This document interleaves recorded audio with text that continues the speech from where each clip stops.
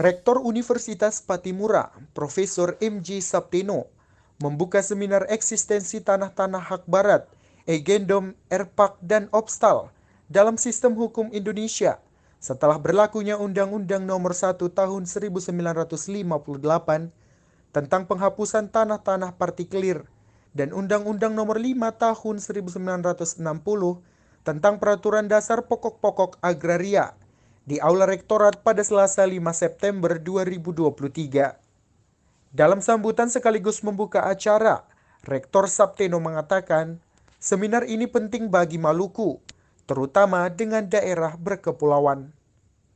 Sapteno mengatakan, tanah-tanah hak barat saat ini masih menjadi polemik hingga sekarang dalam pelayanan di kantor pertanahan dan proses pengadilan.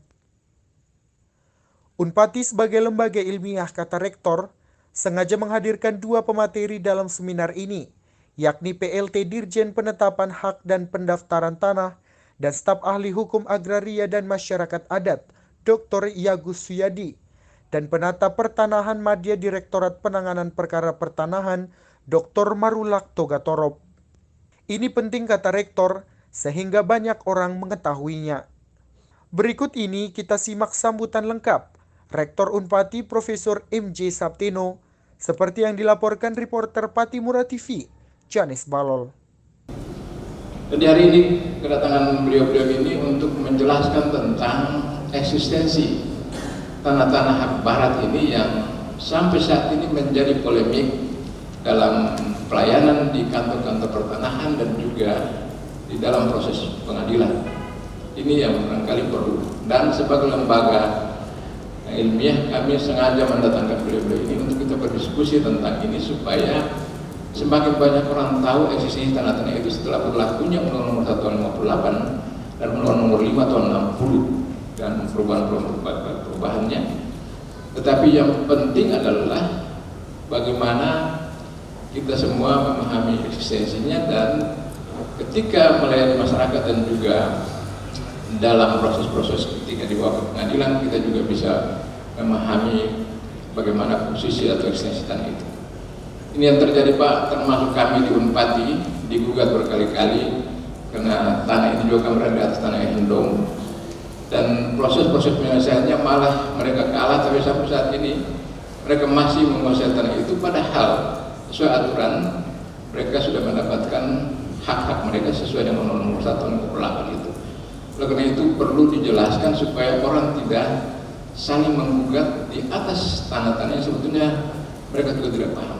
Dan di sini agak rumit karena di samping tanah-tanah partikelir itu ada tanah-tanah adat yang di dalamnya juga berbagai jenis. Ada tanah pusaka, ada tanah dati, ada tanah pusaka dati, ada tanah di sini bilang kalau dibeli bilang dalam bawah liang.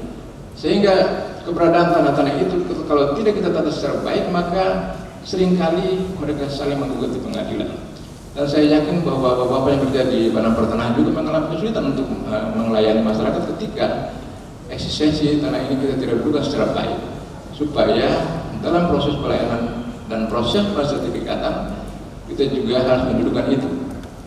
Kami mau jelaskan saya bahwa kami di sini juga ada beberapa kapling dalam kampus ini belum sempat disertifikatkan, dan juga ada kasus-kasus yang digugat di samping tanah-tanah universitas ini. Nah, sebetulnya juga perlu diselesaikan secara baik. Oleh karena itu saya tidak banyak lebar, saya menyampaikan terima kasih Pak Dr. Yagus dan Pak Dr. sudah bisa datang ke sini untuk kita bicara di lembaga ilmiah. Kami tidak bermaksud apa-apa, cuma hanya diketahui oleh kita semua bagaimana keberadaan tanah-tanah itu, dan ketika kita melayani masyarakat kita juga punya pegangan dalam rangka menyelesaikannya, bukan sekedar kata-kata tetapi berdasarkan pendekatan teoritik dan pendekatan praktis sesuai dengan norma-norma hukum yang berlaku termasuk hukum adat. Saat ini banyak sekali gugatan di Kota Ambon tentang eksistensi tanah adat, padahal ada tumpang tindih di situ. Menurut kami di atas tanah adat, di atas tanah Egendom itu ada juga yang mengakui bahwa itu tanah adat dan macam-macam. Dan ini menjadi problem menarik yang perlu dikaji oleh teman-teman dari Fakultas Hukum, termasuk ibu yang kerja di BPN dan juga lembaga-lembaga lain, termasuk para pengacara, para advokat, supaya ketika kita disuguhkan kasus-kasus tertentu kita harus lebih jeli melihat masalah itu dan kita menyelesaikannya sesuai prosedur yang berlaku, dan pada akhirnya ada kepastian hak dan ada kepastian hukum dalam rangka pemasangan tanah ini.